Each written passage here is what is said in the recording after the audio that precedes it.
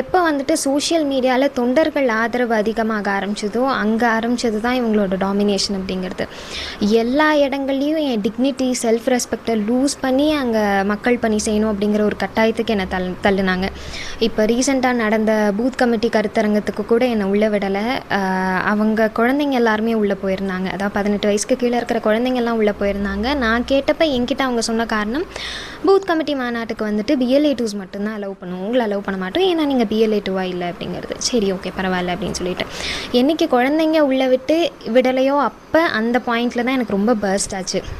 இந்த மாதிரி நிறைய இன்சிடென்ட்ஸ் இருக்குது. March 8 நடந்த மேரத்தான் காம்படிஷனில் கூட பொதுச் செயலாளர் பார்த்துட்டு மட்டும் நான் மேடையிலேருந்து இறங்கிறேன் அப்படின்னு சொன்னப்போ, இல்லை இருங்க அப்படின்னு சொல்லிட்டு 4-5 பேர் செயின் போட்டு லாக் பண்ணாங்க.